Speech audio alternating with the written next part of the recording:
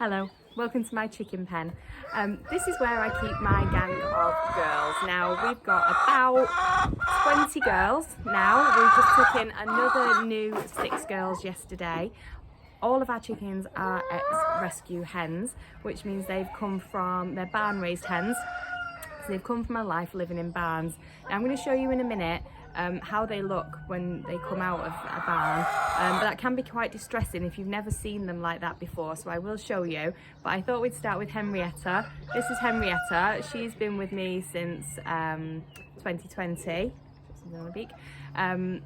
Henrietta actually broke her leg at the beginning of this year on New Year's Day, and she had to be looked after at home and splinted until she got better, but now she's absolutely fine. But having chickens on the allotment is one of the things that I'm doing to change the way that we're living going forward and to increase our self-sustainability, and I thought we could talk about that a little bit more. So let's have a look at some of the new girls that we got from yesterday. So when you buy eggs from the supermarket and they say barn eggs, what do you think of when you hear that phrase? I know for me, I think of nice big barns, lots of space, lots of hay, lots of room, but in reality that's not the case. In the barns where we picked these girls up from yesterday, there are literally just hundreds and thousands of them all shoved into a tiny little barn, nothing to scratch at on the floor, no space for them to spread their wings. No way for them to just be the chickens that they should be. And they live like this just so that these farms can supply supermarkets for the price that they want to be able to sell the eggs for, essentially, is the reason why these chickens and this industry exists. Now, I'm going to show you this girl, if I can. She's pretty much totally naked. I don't want to hurt her because she's got a lot of pin feathers here. But if you look at her back, her neck, she's nothing of her. She's scrawny. She's hairless. She's got no fluffy butt. She's got nothing. And that's because of the way she's lived. Because she's just been squashed in, cramped in with all the other girls. They lose their feathers through the stress, sometimes through the heat as well, through the unnatural lighting conditions they live under. Their little top parts here, they flop over. There's one of her friends just over there. They're so noisy. They flop over their combs. They don't stand up very straight. And they're just so tired. And they're so hungry. And I feel so bad for them every time we get some.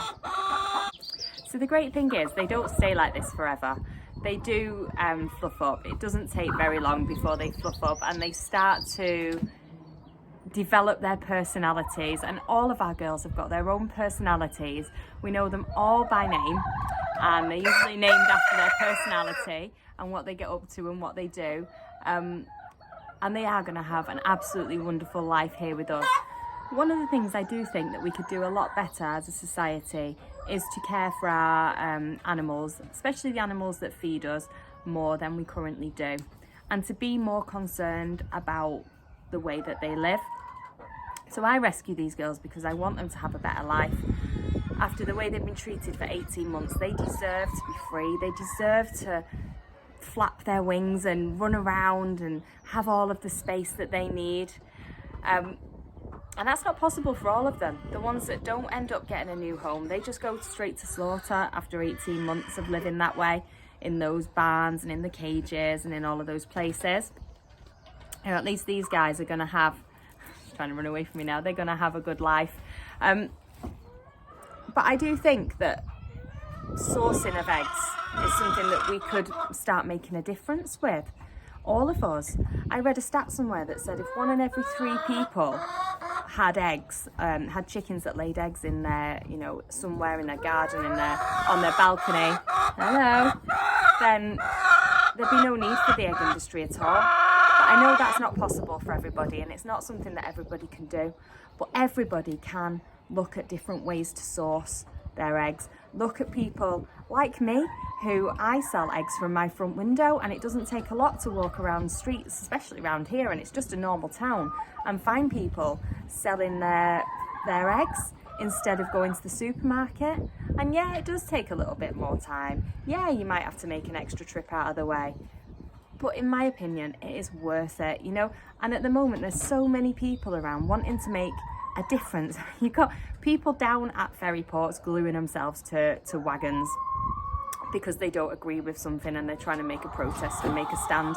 In my opinion, the best way to make a stand, the best way to make a protest is to not participate in an industry or in a way things are anymore.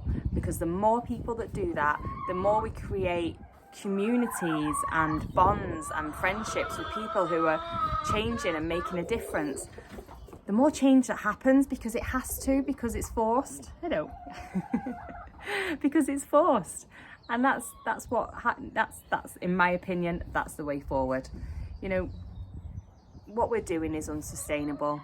Living the way we are is unsustainable, and it's not fair on living sentient beings who don't deserve to be treated this way. Not at all. So these are my guys.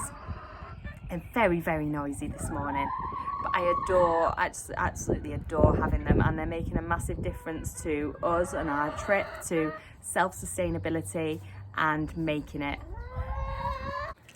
What I'm going to do is give you a little bit of a quick tour around and have a look at some of the girls that we've got here who are just desperate to talk. So here are a couple of the new girls from yesterday. They're just getting their way around the shed. She's got a non-fluffy butt yet, but their butts are going to be fluffy soon. They've got a lot to say for themselves, these girls. Let's have a look over here. There's another one. They're making the most of the old hens not being in here at the moment. There's another one in here. One up there. And this is Naked Feathers. Naked Feathers is, I think, in her final days now.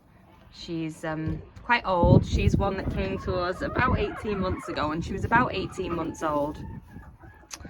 And she was called Naked Feathers because she had no feathers at all. She was naked for the longest time. And then all of a sudden, she grew back her feathers and she turned so beautiful. So beautiful. But now she's ready to have a rest. So I hope seeing this video today and seeing these girls and knowing about their lives might give you a little bit of inspiration of things, small changes that you can make in your daily lives that make big changes in the lives of girls like this. Henrietta says bye-bye, and goodbye from me, and goodbye from this little one too.